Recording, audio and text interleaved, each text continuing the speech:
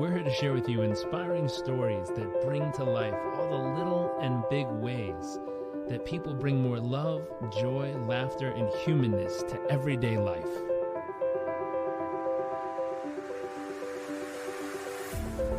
Our focus is the hunt for those little moments that refuel the human soul and reminds us what life is really all about. I invite you to sit back, enjoy the moments, enjoy the stories, the adventures, and the journeys.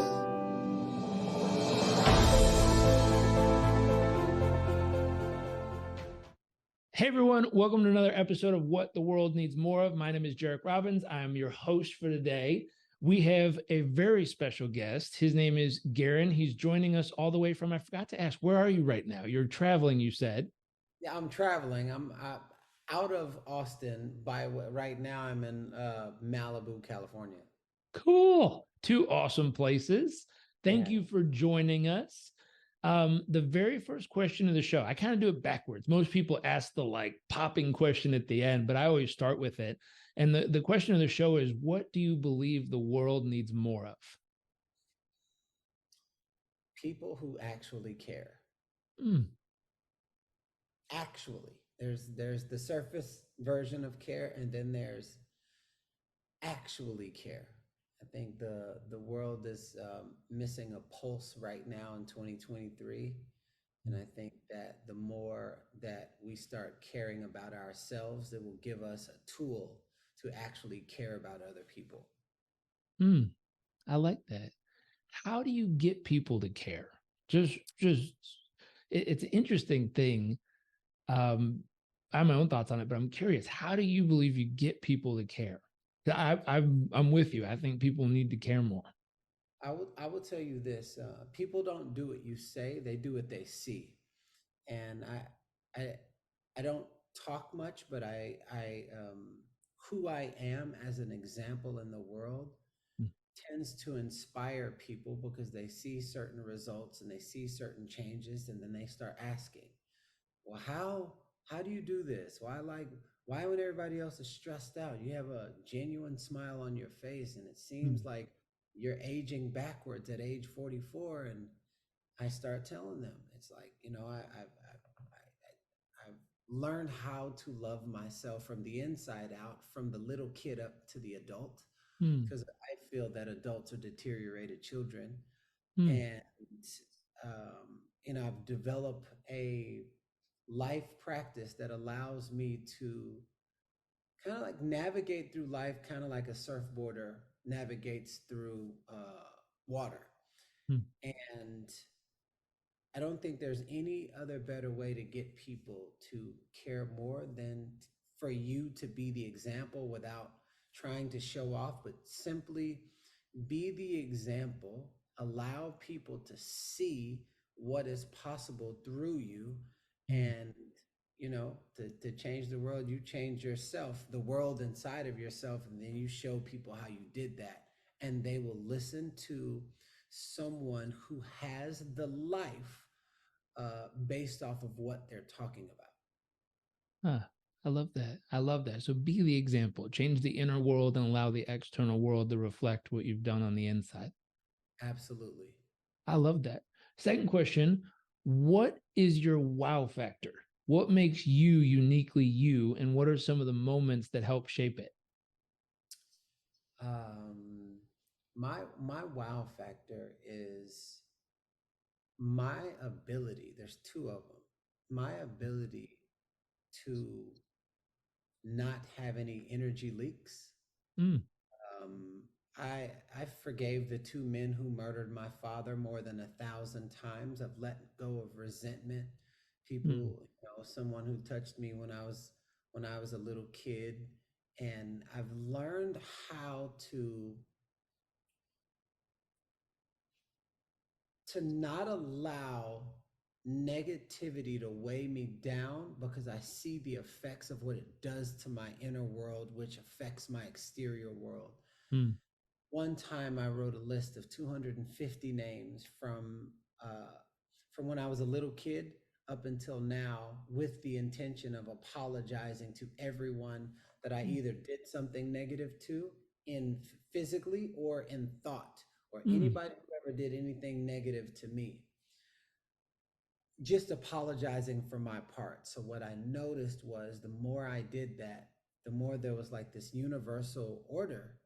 I would let go of this energy here, and then something in my life, maybe like mm, three new customers would come in. I'm like, every time I do this, this happens. And my favorite thing in the world is putting I love puzzles. So when I start noticing synchronicities like this, I kind of just do it over and over and over. So I did that 250 times, and that was the process from taking myself from $250,000 in debt to having multiple seven-figure businesses in 7, 8.5 years. But it was the releasing of the weight to allow me to rise into who I've always been. mm. That is a major wow factor that most of the world struggles with. And Yeah. most of the world are not even aware that they struggle with that. So they blame it on the boyfriend, the girlfriend, the dog, the president, the skin color, the news, the weather, and don't even realize that there is energy stuck in their nervous system that is like an anchor pulling that child back and won't let go unless you, I feel like, have closure or create space so that you can release the weight from the hot air balloon so that it can actually rise. Interesting. And with the energy drain, how can people identify if they have one? Well, know it. Most people know that they're tired, that they Mm, fall asleep tired in the middle of the daytime. And you look at pictures 3 years later, you look way older than you did because, I had a neighbor who was 103 years old, but she looked like she was in her late 60s. mm, And I remember saying to her, I was like, how come you don't look so old? She was like, oh, age doesn't make you old. It's when you let your life beat you down. That's what mm, makes you old. When you're in relationships you don't want to be in and you stay in them, that's what makes you old. When you're at jobs you don't want to be at and you stay in them. She was like, that's where wrinkles come from. It just weighs on your spirit and your soul mm, just starts sagging. And I remember hearing that conversation, and I was like, there's so many things in my life that I feel are weighing me down. The mm, food that I eat, the people that I hang around with, my weight, how I talk about people in my mind. And from that moment, if I showed you a picture, matter of fact, since we're on here, I'm going to show you a picture of when I was 34. I just turned 44 last week. mm, Yeah, I'm gonna show you a picture when I was 34 next to a picture when I'm 44. And you will think that they're actually opposite, but it was from when the lady taught me that philosophy about not just existing, but actually living. mm. So I don't know if you can see that. That is when I was 34. That was 7 months ago. Wow. Look in the eyes. Wow. Yeah. And so how do you know? You can feel heaviness. Mm, You can look in the mirror, not be happy with what you see when the truth shows up and nobody's around. mm, Um, I tell people all the time, remove all the titles, remove the accolades, remove the awards, remove the money. What do you have with yourself? How do you feel inside of your own body? yeah. And if that is not a glorious, loving, I am so excited about life feeling, I would look at that. I would start there underneath all the things that people drive for, the significance. And inside of that, I would tell you to start doing a mirror practice and looking at yourself and say, I love and accept everything about you, Mm, ugly, the beautiful, the light, the dark, and like really telling yourself who you are so you don't live a life based off of what you think other people think you are. mm. I love that. I think it's such an interesting question. I remember I read a long time ago where when you ask people who are you, for some reason in the United States, people answer with whatever job they have or what they do instead of who they are. And Yeah. then it's really wild when you ask someone like, "Who are you?" But most people don't know how, and it's mainly just out of lack of practice. But most people don't know how to respond to the question. And it's an interesting thought process. But getting to the core of who this person is. The other thing I learned a long time ago, I did a week long meditation with a big group of monks from India, and it was interesting when I was hanging out with them. The hardest part was we had 3 days of silence, no talking, no communicating, no music, no books, no reading, nothing, just you and you.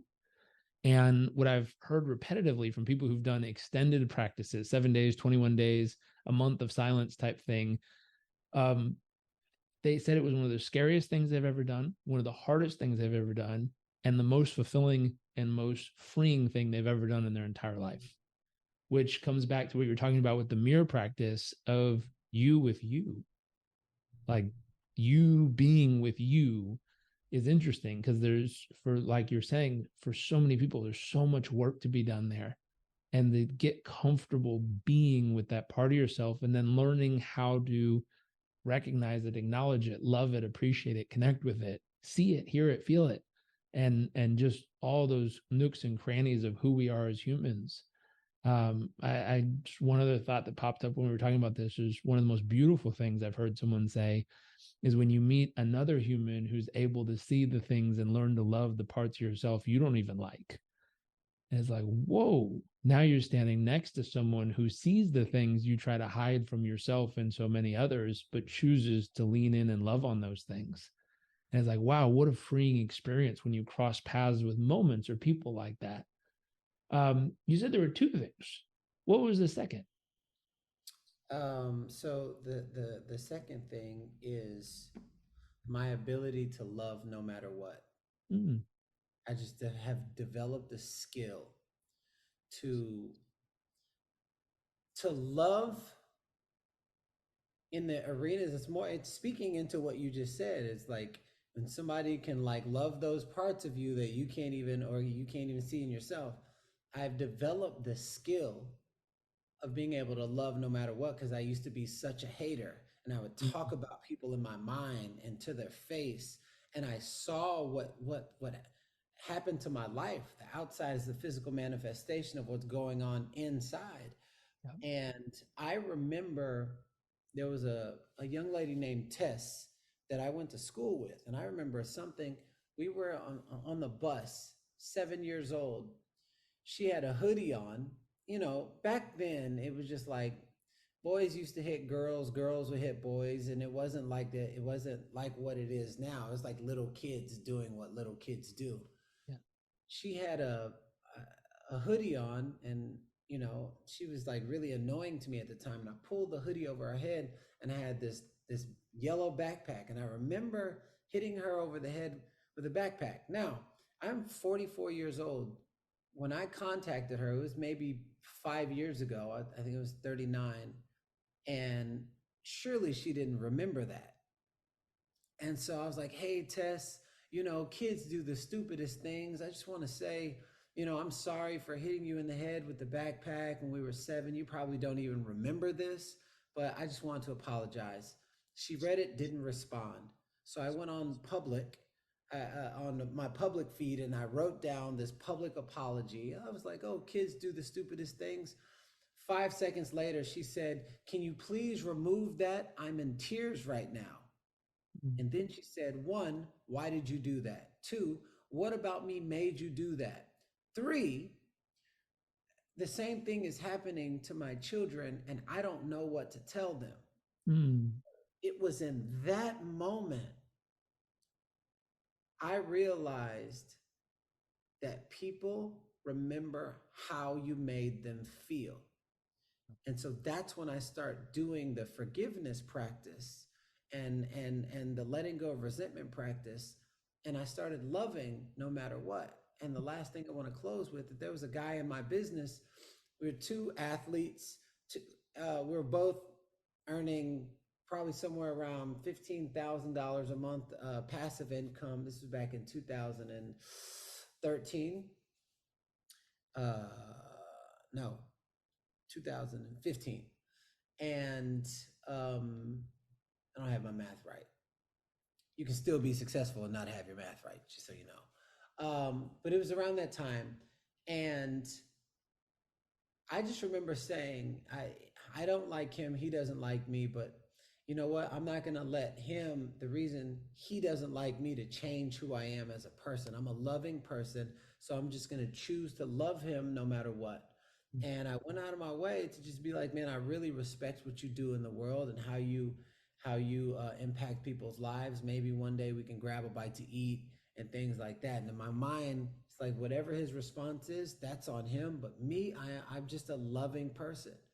My business shifted and grew 3x within about 3 to 4 months, and nobody could understand why. My spiritual advisor, Monica Zanz, she said, Garrain, you released hate from your heart. So Mm, from that moment, how can I love better? Love no matter what. I walk into a room, how can I leave this room better than how I found it? How can I leave this person better than how I found them? And that's one of my core values, is to be of a loving nature. mm. That's number 2. I love it. I love it. It's my next question. What's a moment that made you feel incredibly humble in life? Having an extraordinary business, having extraordinary friends, and me thinking that my first daughter, Kylia, was going to treat me like everyone else. They're like, "Oh my Garrett, oh my goodness, Garrett, you're so amazing." Now, mind you, my and she didn't. She didn't care about anything that I was doing, because there was a time in my life when I was living in my car for 2.5 years, an ex-convict, over $200,000 in debt. That's when Kylia was born. So you can Mm, imagine the kind of person that I was. I didn't love myself. So if you don't love yourself, you can't love other people. yeah. I didn't know how to give something that I didn't even have. Mm, And so I'm, even right now, she's 21, just graduated from NYU. There's still things that I'm working through.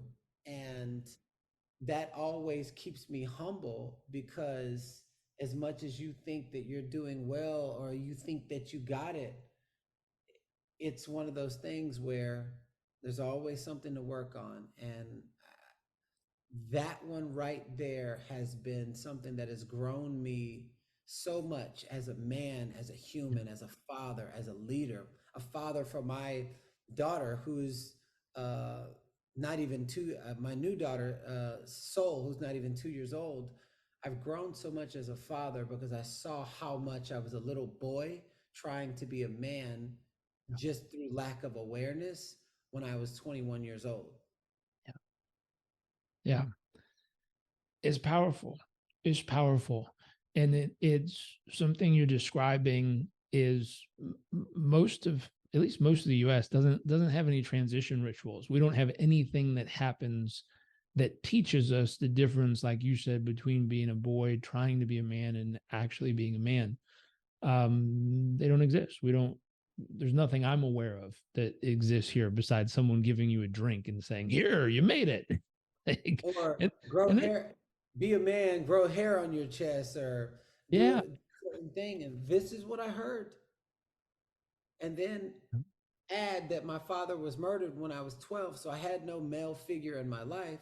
Yep. So my mom had to take the role of mom and dad Yep. and do the best that she can, because they don't give parents a blueprint on how to raise kids.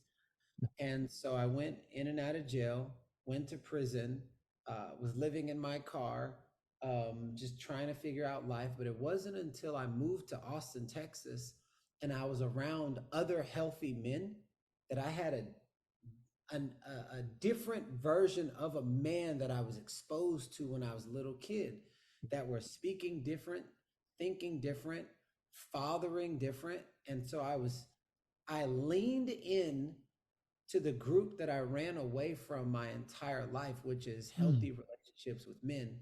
And mm, in leaning in those relationships, I was healing, and but I was healing the aspect of me that I didn't even like. So if I hated men growing up, well, then I hate half of myself, Yeah. because there was my mom and there was my dad, then there was the feminine and the masculine.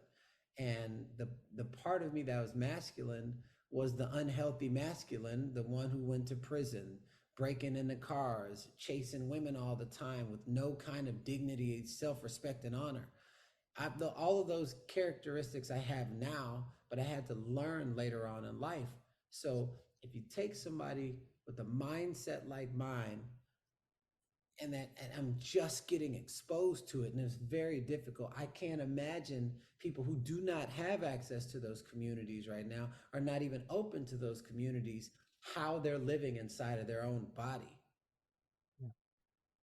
Yeah. It's a struggle and it's a challenge. The hard part, and I've interacted in all different types of groups, and specifically that moment, if you go back to when you were in that, the most common thing I've heard when if they reach out, they're open to it. If you reach out and be like, here, I'd love to love on you or help or do these things, the most common thing you hear is, you don't understand. You don't understand what I'm going through. You don't understand where I've been. And so, being someone who's been through it, you have a superpower to unlock that door that so often someone would try to throw up a defensive wall of, you don't understand. And you'd be like, oh, yeah, I do. I've been there. I've been through this. Yeah. And Mm-hmm. it helps. It helps unlock those conversations. And I think for everyone watching or listening, all of us have something we've been through that allows us to reach that person going through that hardship, battle, struggle, or growth period in their life that no one else can reach them. No one else can get through to that person like you can, because very few humans have gone through that exact path you have. And so I honor you and see that in you, of you've used your path and the things you've been through to be able to unlock and reach people that only you can reach, because you have that path, you have that experience, you have that sensitivity to those moments and that experience that allows you to unlock conversations that other people can't have, which is so powerful and I think so needed in today's world. I think if people are watching this, grab a pen and paper and write down, what are the unique experiences, difficult, challenging, fun, exciting, whatever they are, but what are the unique experiences you've specifically lived through that only you can reach the people who are going through those moments, because you have that tenderness, you have that real experience with those moments. There, Um, there's something I want to add to this too, because I think it's really important, and I love that you brought up this topic. People listen to who they relate to, and even if it's not the exact same thing, if they can relate to you, then their walls come down, and they're listening with their full self. And how I learned this is, I remember I was living a lie. I would tell people, "Oh yeah, I'm a personal trainer, and I'm a this, and I'm a that," and I would feel so empty inside. I'm gonna be And sad if male model wasn't true. oh no, no, male model was true. Okay, okay, good, good. I can relate. No, I'm just kidding. Yeah, yeah, male model was true, but I'm just talking about, Yeah. like I Relatability. would say personal trainer, and everything is going great, everything is amazing. You walk around every day, and then you're talking to people, how you doing? Oh, everything is fine. I was dying on the inside. Mm, And I remember when I was living in my car, I was trying to make it seem like everything was good. And it was the scariest moment in my life. And I remember Rihanna's song "We Out Here Living a Lie" came on the radio. mm, uh, yeah, it came on the radio, and I'm like, man, I'm out here living a lie. I don't want to live a lie. I remember going on. So my advisor told me to write a letter from my big kid self to my little self, mm, apologizing to little Garrain for abandoning him. And when you're done with that letter, switch to your non-dominant hand, which operates a different part of your brain, and write a letter from your little kid self to mm, your big self. So I wrote from little Garrain, not realizing all of these emotions from when mm. I was little that I ran away from, I stuffed down, they all came up. So I'm writing this letter. Oh, You left me. You fucking left me. You left me. And I was like, where's all these emotions coming from? So I write this whole letter. When I'm done, I said, oh, I can't live a lie no more. I went on social media and I said, you think you know me? You have no idea. You know this, I've dated this person, I've modeled, this. But that's because that's what I told you. What you don't know is right now I'm living in my car. Mm, Right now I'm sleeping in an abandoned building and storage unit on bubble wrap. Right now I'm $200,000 in debt. All these I've cheated on every girlfriend I mm, ever had. I didn't know what was going to come from that, but I know that I didn't want to live as somebody that was a representation of the mask that I was telling the world. yeah, First message I got was from somebody saying, I put the gun down when you shared your story. yeah, Now, I've never put a gun to my head, but something about my vulnerability was strong enough to have somebody read the testimony, put the gun down, and said, thank you for your strength. And it was in that moment yeah. I discovered my purpose was to be the voice of the voiceless, or the Mm, parts of you that you haven't yet given a voice. So as long as I keep sharing my story and being vulnerable and just like putting myself out there, then somebody's going to say, you know what?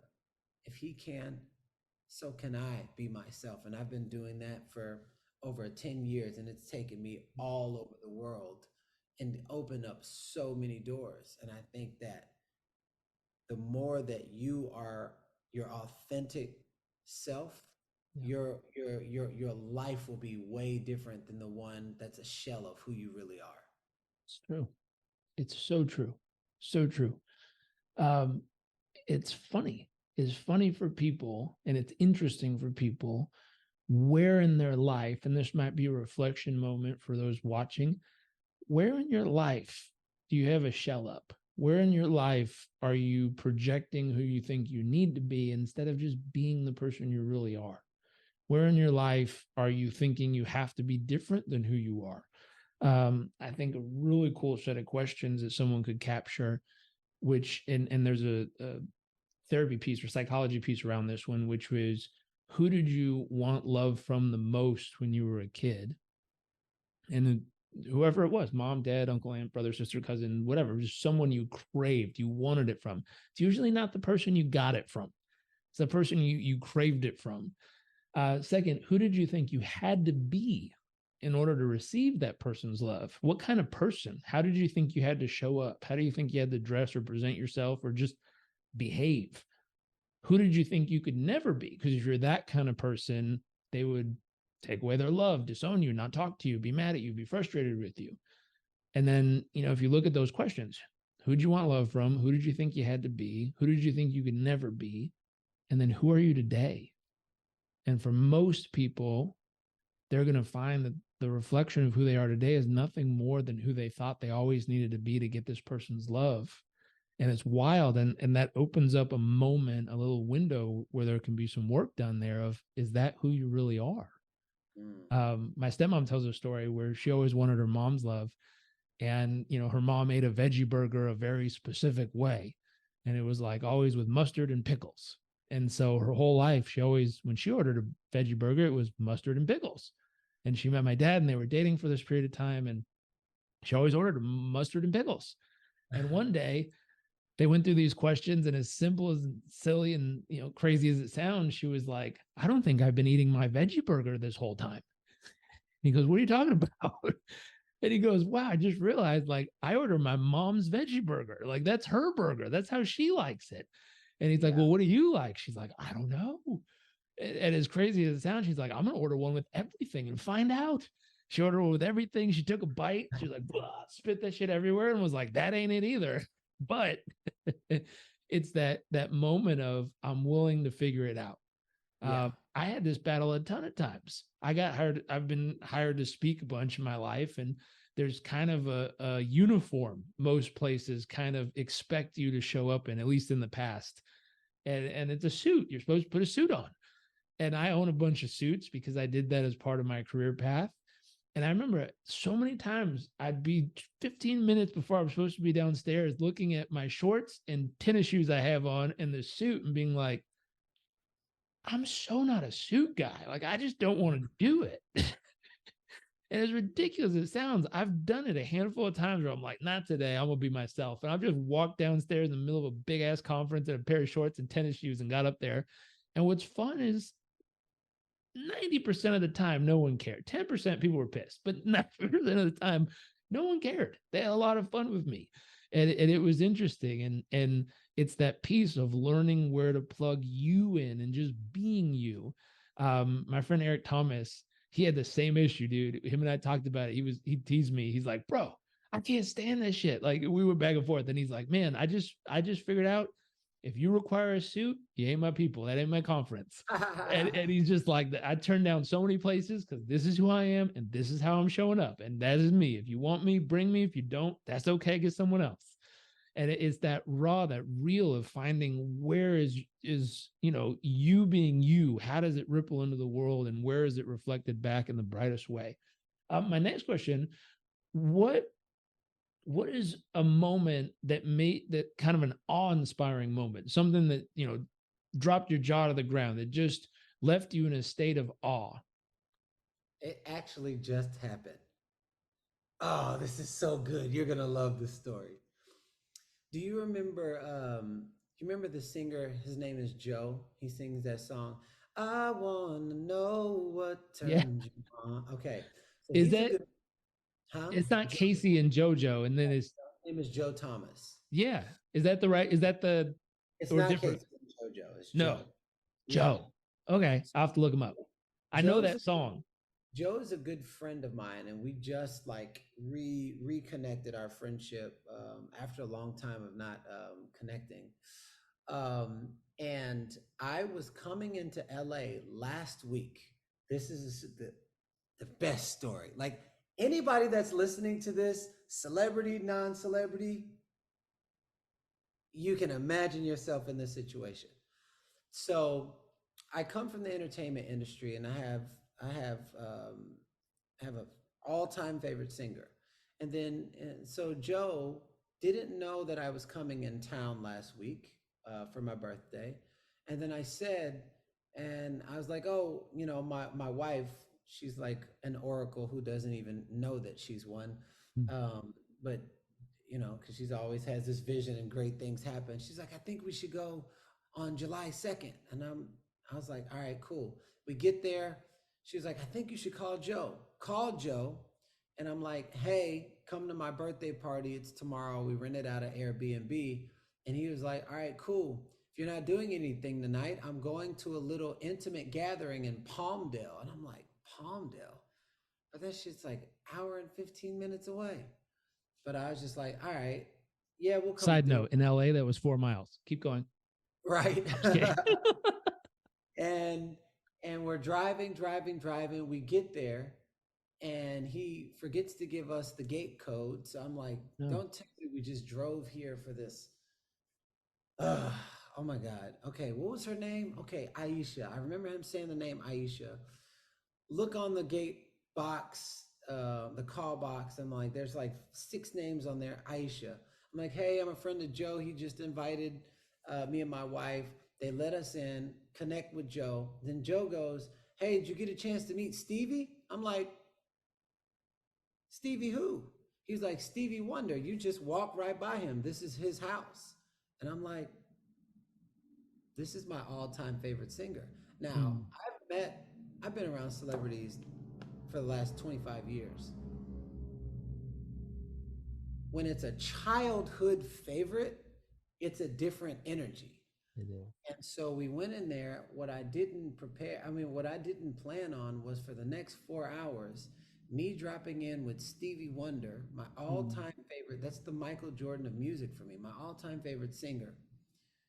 He pulls out an instrument, he starts playing, and I'm like, this shit's really cool for a pre-birthday. And then he starts singing, and then I'm singing, and then Joe's singing, then my wife's singing. And I'm like, yo, this is like really cool because I didn't know that I was coming to Stevie Wonder's house. And just to be in that energy and then watch him, how people ask him a question and his level of presence and listening, because he couldn't see, but he could see with his inside eyes, his insight, and how he felt into the question, how he Mm, was walking around without a cane because he was feeling the temperature of the room and the vibration. And I was like, I've never actually witnessed a presence, like someone grounded in mm, their presence like that. And I've been around, I've traveled to 80 countries all over the world. I've been around some extraordinary humans. I've never seen somebody with that level of presence. Well, he had to. You cut off one sense, it heightens the other senses. yeah. And there's one thing about getting sung Happy Birthday. There's another thing about getting sung Stevie Wonder's version of Happy Birthday. Happy birthday to ya. Mm, And then there's another thing when the actual Stevie Wonder is singing the actual Stevie Wonder version of Happy Birthday because he found out that it's your birthday. That mm, was an awe and wow um, for me, simply because the day before, um, just in my business, I had a $450,000 day, and I mm, hadn't had a day like that before, close, but not like that. And if everything just seemed very seamless and easy, then we go into the Stevie Wonder thing, then we go into my birthday thing, and every day since then, it's almost like uh, the the frequency that I'm vibrating in has hit another level of um, resonance, and everything that's in that resonance is just streaming in like a kite flying by. mm, That's autumn. It's not a surprise because I have accepted the bigness inside of myself, but it's also to little Garrain, it's definitely an awe. mm. I love that. I love that. What about your greatest fear? What's your greatest fear? Leaving things on the table, Mm, just leaving things on the table, getting through my whole life. And then when I'm on my physical deathbed, if there was something I left on the table, like a book that I felt so drawn to write, but for some reason I didn't do it. mm, Leaving things on the table and living a life with regrets is my greatest fear. And I think that's why I pursue life in such a way where if I feel the fear, I lean into it and I make my old hard, my new easy, because mm, I want to get to the end of my physical life and know that I squeezed every little drop out of the lemon.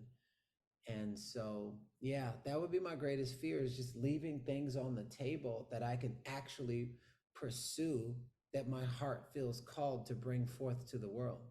mm, mm. Like that. Squeezing the juice, getting it all out. Speaking of the future, what are you most excited about in your future? Baby number two with my wife right now. Mm. Yeah, we're in the She's art. pregnant? We're in the art of creating. Ah, the fun part. Yeah, yeah, we're in the art of creating. We just had our first baby. Her name is Soul Ivy Moon, Mm, and she's about to be 2, and she's singing and dancing and every day. And we're in the art of creating baby number two. And I'm doing a lot of extraordinary things in the world right now. mm. That one right there, I'm really excited about. I love it. I love it. We're gonna transition to the second part of the show. We call this nuts and bolts, kind of the tactical, tangible, more nitty gritty stuff. First question here is: what do you spend the majority of your thoughts, time, and energy on each day right now? My energy is on how it is the, the majority of my thoughts are in a positive resonance Mm, that allow me to be in a state of tranquility and mm, calm, so that I can hold for the caliber of life that is continuously evolving. And one thing I notice is it's kind of like the people who win the lottery, 99% of them go bankrupt the next year because that their capacity can't hold for that level of what just came into their life. And so I'm always focusing on how I can expand my capacity, um, and leaning into the areas of discomfort while maintaining ease in my nervous system Mm, and having such a strong foundation is where I invest most of my energy so that when the things do come in that I work for, I know how to facilitate it and I know what to do with it. It's not a shock and awe where I'm just going to get it and lose it and get it and lose it and get all this money and then lose all this money and have this pop and drop life. yes. So put a lot into the foundation, a lot of energy, a lot of effort, and a lot of work into my body of consciousness to hold for the foundation of who I'm truly called to be in this world. Mm, I love that. I love that. Here's a question. I think I've picked up an essence of it, but what do you believe the key to your success is?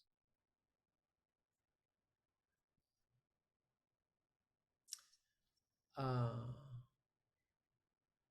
my definition of success Hmm, what is it? and what I focus on, and I'm just relentless about what I focus on. I had a version of success when I lived in Hollywood. Was the cars, the girls, the money, the millions, all that other stuff. And my best friend was somebody who had that before I did. Well, he had that physically, and he put a bullet into his brain. And when that happened, and I was trying to model that version of success, Mm, um, it made me rethink what my version of success was. mm, So then I said, well, what is my version? My version of success is when I when nobody is around and I look in the mirror and the truth shows up. Am I happy? mm, Genuinely happy with what I see? Am I proud of who I see? And before bed, there's no voices. It's calm. It's mm, peaceful. And I go to sleep and it's so peaceful. That's the life that I have right now because that's what I focus on. mm, And what it took for me to, and of course, there's deeper and more vast levels of anything that you do. But what it took for me to get to this point, interestingly enough, is the person with the cars, the millions, the money, the girl, the woman, the committed relationship, the family, just the community.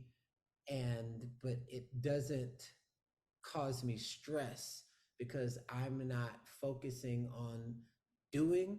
I was focusing on being, and through my being, that's what causes the doing. yes. And I would say that 100% is the answer to your question. And now there's many of other things, but if I was to put one that influences those other things, it would be that one right there. I love it. What is one actionable thing that can help others experience the kind of success you've experienced in yours and theirs? One is you can't hit a target that you don't have, and I think it's something to be said about being specific with what you want in life and who you want to be. Mm, My cell phone number is the same number it's been for the last 7 years. If you take off one number, you'll never reach me. So yes. being casual with who you want to be and where you want to go, being casual with it will probably get you in the vicinity, but it won't get you in the realm and in the frequency and the energy of it. So I think something that's very practical and simple. If you are struggling, if you are broke, which is only a mindset, if you're not where you're wanting to be in life, if you have a lot of money and a shitty relationship with your kids, and you want to have a more fulfilled, rich life, that should be a goal of yours that you're focused on all the time. And you ask yourself, am I the highest representation of someone who would be living that caliber of life? If not, ask yourself, what is missing? Something about those words. If you can ask yourself, what is missing? What is missing? What's in the gaps? What am I holding on to? Could be the alcohol, could be the drugs, could be the porn, could be the sex, could be the negative mentality towards yourself and everyone else around you. And I would get clear on who it is that you need to be, who you get to be, so that you can match the vibration that the quality of life that you want is on. Everything that you want is on a specific resonant vibration. And if you're operating low resonating, complaining, talking about people, tearing people down, you'll never reach there. And if you do, you're 100% going to lose it. Mm. So who you are and where you're going, you can't hit a target you don't have. Now, sometimes you might not get to exactly where you're going, but it's something to be said by having some kind of benchmark. That's why they put a finish line at the end of the race. That doesn't mean that you're going to just, going to be running forever. It's like you run, race, pick another race, pick another race, pick another race, Mm. have practice, pick another race. And so having some sort of target at least gives you an aim, and make something that is a out of this world goal, and then make something that you know that you can achieve, but it's stretching you just a little bit, because we got to build the confidence in your mind. And once it becomes really easy, find another stretch. Mm. Two final questions. One, as a community, how can we help and support you and what you're up to? Well, um, I love that you asked that question. I've spoken in over 72 countries. In any country that I speak in, I got my ear to the ground, and I talk to the community. I go to the rougher neighborhoods. I go to the wealthier neighborhoods, and I just I love talking to people, asking about their stories. And it's so interesting that whether you have all this money or you have no money at all, which is a piece of paper with preconceived value, the through line, the reason why I have clients that are worth $900 million, and clients that they wish they could afford me, but they come to my $5,000 retreats. Um, the through line is the abandonment of the little kid that's inside of them. Mm. And I have this saying that says, adults are deteriorated children. Mm. And when I'm working with people and they're struggling with intimacy, they're struggling with money, they're struggling with a lot of things, I'm hearing the surface level, but I'm hearing a little kid that's crying. And so Mm. I'm always focused on the little kid. And so the best way I know how to support me is, I have the name of my company is called Artist Power. The artist is the little kid who remembers, and you tap into that energy. It unlocks a power, artist power. Mm. Um, and I do some of the most powerful retreats in the country. It's called Awaken the Artist Within. Anyone who is looking to feel the highest level of joy frequency, to tap back into your childlike wonder and creativity, to feel the essence of the exploration of community, but like from the essence of the kid.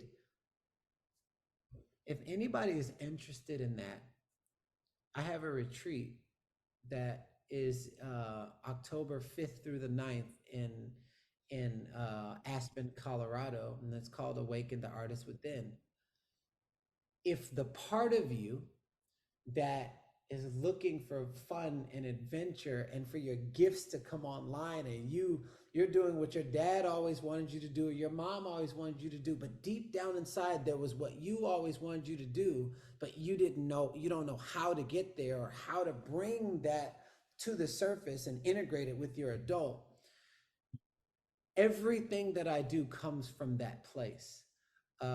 So whether it's the mastermind that I'm currently doing or the leadership programs, it all has the hint of their childlike expression leading the way with your adult level of discipline, sustainability, and focus.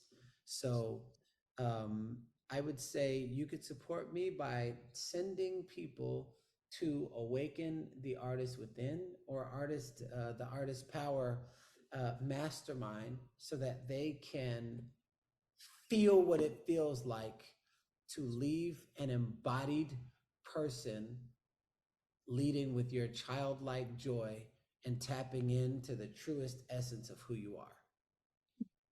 Well, thank you. Thank you for this conversation. Thank you for joining us. Thank you for sharing moments of your life with us. We really, really appreciate having you. Thank you so much for having me, and thank you for being brave enough to share your platform for stories like mine to have wings. There's a time in my life I didn't feel like my story mattered, and it's so Mm. interesting what has happened because of people like you saying, "We want to talk about your story." So there's anybody out there right now that thinks your life doesn't matter, your story doesn't matter, things that that you want to bring to the world doesn't matter. Allow my story to be a living witness of yes, it does. And you get the opportunity to share your real self so that we may benefit from your genius. Mm. Well, for those of you watching or listening, thank you for tuning in. We appreciate you as always. Share this episode with someone you feel would resonate with and they'd connect with it. And we look forward to seeing you in another episode.